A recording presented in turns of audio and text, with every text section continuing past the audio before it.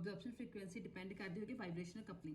Okay, it has been observed that some group contain two or more similar atom bonded to the central atom. ये भी ਤਾਂ ਹੋਏ ਕਈ compound ਐਵੇਂ ਜਿਨ੍ਹਾਂ ਵਿੱਚ ਦੋ ਜਾਂ ਦੋ ਤੋਂ ਜ਼ਿਆਦਾ ਸੇਮ ਕੰਪਾਊਂਡ ਲੱਗੇ ਹੁੰਦੇ ਸੈਂਟਰ ਮੈਟਲ ਐਟਮ ਦੇ ਨਾਲ. The absorption frequency of the band different from that of the isolated bond of the same type.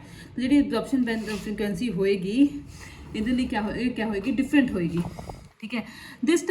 This is due to the mechanical interaction between the stretching vibration of the bond known as vibrational coupling. ਇਹ ਕਿਹਦੇ ਕਰਕੇ ਹੋਏਗੀ ਕਿਉਂਕਿ ਉਹਦੇ ਵਿੱਚ mechanical interaction ਆਉਂਦਾ between the stretching vibration of the bonds known as vibrational coupling. For example, an isolated carbon hydrogen bond has only one stretching. अगर अपने को एक कल्ला isolated मतलब कल्ला अगर अपने को कल्ला एक C कार्बन हाइड्रोजन बॉन्ड है तो ਉਹਦੇ ਵਿੱਚ ਸਿਰਫ ਇੱਕ स्ट्रेचिंग फ्रीक्वेंसी आएगी. ठीक है. But CH2 group which has a 2 ਹੁਣ CH2 ग्रुप ਦੇ ਵਿੱਚ क्या दो कार्बन हाइड्रोजन बॉन्ड होंगे. ठीक है. Bond involve the common carbon atom show two absorption frequency each of which occur at the different value as compared to the isolated carbon hydrogen bond. देखो for example ਹੁਣ ਆਪਣੇ ਕੋਲ ਇੱਕ ਪਹਿਲਾਂ ਮੈਂ ਗੱਲ ਕਰਦੀ CH ਦੀ. CH ਦੇ ਵਿੱਚ ਕੱਲਾ ਇੱਕ ਹਾਈ ਕਾਰਬਨ ਤੇ ਹਾਈਡਰੋਜਨ ਹੈ. ठीक है. ਹੁਣ ਆਪਾਂ ਗੱਲ ਕਰਦੇ ਹਾਂ CH2 ਦੀ. CH2 ਚ क्या कार्बन सेम है बट ਨਾਲ क्या लगे दो हाइड्रोजन लगे हैं. एक ए बन जाता ग्रुप एक दूसरा ग्रुप ए बन जाता. तो कहते दोनों ग्रुप्स के लिए जी वैल्यू होएगी डिफरेंट होएगी एज कंपेयर टू आइसोलेटेड ये नालों सिंगल वाले नाल. This is because the stretching vibration of the two carbon hydrogen bond in CH2 interact with each other in a two different way.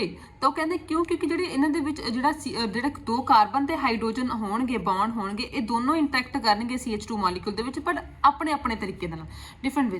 ये symmetrical stretching and symmetrical stretching give rise to the two coupling. हुण दो तरह की stretching आ जाऊंगी. एक symmetrical stretching करूँगा एक क्या करूँगा एसिमेट्रिकल स्ट्रैचिंग करूँगा. जी सिमेट्रिकल स्ट्रैचिंग होगी दैट मीनस वो एक तो सेम डायरैक्शन एक सिमेट्रिकल का मतलब दोनों इको डायरैक्शन जा रहे हैं. जो दोनों बाहर ਨੂੰ जा रहे दोनों बाहर ਨੂੰ होणगे दोनों अंदर ਨੂੰ जा रहे दोनों अंदर ਨੂੰ होणगे. अगर एसिमेट्रिकल स्ट्रैचिंग की गल करिए तो अपने कोल क्या होएगा हो तो ਉਹਦੇ ਵਿੱਚ क्या होएगा अपने कोल अगर एक मॉलिक्यूल हाइड्रोजन का मॉलिक्यूल अंदर ਨੂੰ जा रहा है तो दूसरा क्या होएगा बाहर ਨੂੰ जाएगा. Due to asymmetrical stretching the absorption take place higher wave number. Asymmetrical stretching करके जी अब्जॉर्प्शन होंगी है वो ज़्यादा हायर वेव नंबर पर होंगी है और सिमेट्रिकल स्ट्रैचिंग करके वो वैल्यू क्या हो जाती है लोअर हो जाती है. ठीक है. Similarly, CH3 group, NH2 group, NO2 group और the carboxylate ion show the couple vibration due to asymmetrical और symmetrical stretching. इसे करा कहने अपने को CH3 ग्रुप है चाहे NH2 ग्रुप है इन्होंने क्या है सेंटर मैटल एटम का सेम है ना 3 हाइड्रोजन लगे CH3 दे. नाइट्रोजन दे विच भी सेंटर मैटल एटम सेम है. NO2 दे विच सेंटर मैटल एटम सेम है सिर्फ नाल दोनों दे नाल क्या लगे दो same number of same type of the compounds लगे आ. तो उन्होंने भी क्या आएगा एसिमेट्रिकल या फिर सिमेट्रिकल स्ट्रैचिंग आ जाएगी. हुण आपां गल करते हैं mechanism of the recording the spectrum. हुण किहड़े चीज़ां यूज होणियां. सब तो पहले आपां सोर्स लैंदे आ ऑफ इनफ्रारेड रेडिएशन. सोर्स लेना इनफ्रारेड रेडिएशन का. ठीक है. ਉਹਦੇ ਵਿੱਚ क्या होगा नस्ट ग्लोअर हो सकता है जिहदे विच ਜ਼ਰਕੋਨੀਅਮ ਆਕਸਾਈਡ ਜ਼ੈਟਰੀਅਮ ਆਕਸਾਈਡ ਜਾਂ ਫਿਰ ਐਰਬੀਅਮ ਆਕਸਾਈਡ ਹੋਏਗਾ ਉਹਨੂੰ ਇਲੈਕਟ੍ਰੀਕਲੀ ਹੀਟ ਕਰੋਗੇ 1775 ਕੈਲਵਿਨ ਦੇ ਉੱਪਰ ਆਪਣੇ ਕੋਲ क्या प्रोड्यूस होएगा एक इनफ्रारेड रेडिएशन का सोर्स प्रोड्यूस हो जाएगा. The beam of infrared split in two beam दो बीम च स्प्लिट होती है जी इनफ्रारेड रेडिएशन होती है. One beam pass through the sample cell and other beam pass through the reference cell which contain any of the solvent.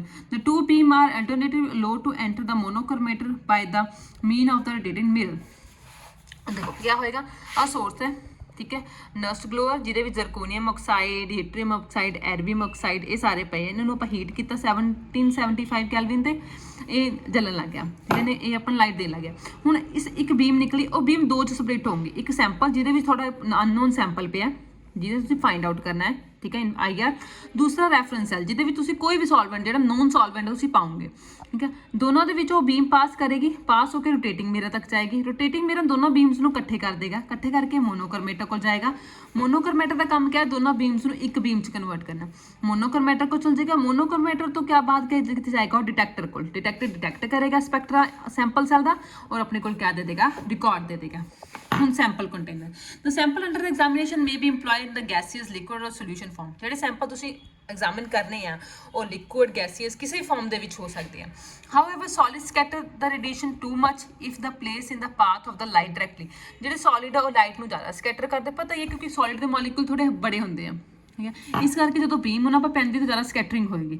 As ਸੱਚ ਦੇ either dissolve ਇਨ ਦ organic ਸੋਲਵੈਂਟ, ਇਹਦੇ ਕਰਕੇ ਉਹਨਾਂ ਨੂੰ ਆਪਾਂ ਨੂੰ ਆਰਗੈਨਿਕ ਸੋਲਵੈਂਟ 'ਚ ਆਪਾਂ ਉਹਨਾਂ ਨੂੰ ਡਿਜ਼ੋਲਵ ਕਰ ਲੈਂਦੇ ਆ। ਆਰਗੈਨਿਕ ਸੋਲਵੈਂਟ ਕਿਹੜੇ ਹੋਣੇ ਜਿਨ੍ਹਾਂ ਦੇ ਉੱਪਰ ਇਨਫਰਾਰੈਡ ਰੇਡੀਏਸ਼ਨ ਦਾ ਕੋਈ ਫਰਕ ਨਾ ਪਵੇ, ਲਾਈਕ CCl4 ਹੋ ਗਿਆ, CH3Cl3 ਹੋ ਗਿਆ, CS2 ਹੋ ਗਿਆ, ਔਰ ਗਰਾਊਂਡ ਵਿਦ ਦਾ ਨੂਜ਼ੋਲ। ਨੂਜ਼ੋਲ ਦਾ ਮਤਲਬ ਹੈਗਾ liquid paraffin to the form of the mull or converted into the pellets with the potassium bromide. ਹੁਣ the sample container called cells and the optical part of the spectrometer are made of the rock salt, ਇਹ ਸਾਰੇ ਕਿਤੋਂ ਬਣੇ ਹੁੰਦੇ ਨੇ, rock salt ਤੋਂ ਬਣੇ ਹੁੰਦੇ ਨੇ। certain other alkali metal halides such as cesium iodide, since glass on the opaque to the infrared radiation। ਜਿਹੜੇ ਆ ਸੈਂਪਲ ਜਿਹਨਾਂ ਵਿੱਚ ਸੈਂਪਲ ਸੈੱਲ ਰੱਖੇ ਹੁੰਦੇ ਕਾਹਤੋਂ ਬਣੇ ਹੁੰਦੇ ਨੇ, ਗਲਾਸ ਰੌਕ ਤੋਂ, ਰੌਕ ਸਾਲਟ ਤੋਂ, NaCl ਤੋਂ। ਗੱਲ ਕਰਦੇ ਮੋਨੋਕ੍ਰੋਮੇਟਰ ਦੀ। ਬਾਈ ਦ ਮੀਨ of the prism or diffraction grating the monochromator allow the radiation of only one frequency to enter the detector. ਮੈਂ ਪਹਿਲੇ ਕਿਹਾ ਕਿ ਇੱਕ ਫ੍ਰੀਕੁਐਂਸੀ, ਦੋਨੋਂ ਰੇਡੀਏਸ਼ਨ ਨੂੰ ਇੱਕ ਫ੍ਰੀਕੁਐਂਸੀ 'ਚ ਕਨਵਰਟ ਕਰ ਦਿੰਦਾ ਮੋਨੋਕ੍ਰੋਮੇਟਰ, ਤਾਂ ਕਿ ਡਿਟੈਕਟਰ ਕੋਲ ਸਿਰਫ ਇੱਕ ਹੀ ਰੇਡੀਏਸ਼ਨ ਪਹੁੰਚੇ ਜਿਹਨੂੰ ਉਹਨੇ ਡਿਟੈਕਟ ਕਰਨਾ, ਨਹੀਂ ਤਾਂ ਬਹੁਤ ਕੰਪਲੈਕਸ ਕੰਪਾਊਂਡ ਆ ਜਾਏਗਾ। ਉਸ ਤੋਂ ਬਾਅਦ ਡਿਟੈਕਟਰ ਦਾ ਕੰਮ ਕੀ ਹੁੰਦਾ ਕਿ ਜਿਹੜੀ ਤੁਹਾਡੇ ਕੋਲ ਰੇਡੀਏਸ਼ਨ ਆ ਰਹੀ ਹੈ ਮੋਨੋਕ੍ਰੋਮੇਟਰ ਦੇ ਥਰੂ ਪਾਸ ਹੋ ਕੇ, ਉਹਨੂੰ ਡਿਟੈਕਟ ਕਰਨਾ ਕਿ ਉਹਦੇ ਵਿੱਚ ਕਿਸ ਤਰ੍ਹਾਂ ਦੇ ਅਬਜ਼ੌਰਪਸ਼ਨ ਆਉਂਦੇ, ਕਿਸ ਤਰ੍ਹਾਂ ਦੇ ਸੈਂਪਲਸ ਆਉਂਦੇ, ਕਿਹੜੇ ਕਿਹੜੇ ਮੋਲੀਕੂਲ ਨੂੰ ਡਿਟੈਕਟ ਕਰਦਾ ਹੈ। ਉਸ ਤੋਂ ਬਾਅਦ ਗੱਲ ਜਾਂਦੀ ਹੈ ਫਿਰ ਰਿਕਾਰਡਰ ਕੋਲ। ਰਿਕਾਰਡਰ ਦਾ ਕੰਮ ਕੀ ਹੈ ਕਿ ਰਿਕਾਰਡ ਦੇਣਾ। This is a recorder. Recorder ਦਾ ਕੰਮ ਇਹ ਹੈ ਕਿ ਇਹ ਗ੍ਰਾਫ ਦਿੱਤਾ ਆਪਾਂ ਨੂੰ, ਇਸ ਗ੍ਰਾਫ ਤੋਂ ਆਪਾਂ ਨੂੰ ਪਤਾ ਲੱਗ ਜਾਏਗਾ ਕਿ ਕਿਹੜਾ ਕੰਪਾਊਂਡ ਆਪਣੇ ਕੋਲ ਪ੍ਰੈਜ਼ੈਂਟ ਹੈ, ਕਿਹੜਾ ਕੰਪਾਊਂਡ ਨਹੀਂ ਪ੍ਰੈਜ਼ੈਂਟ ਹੈ ਆਪਣੇ ਕੋਲ।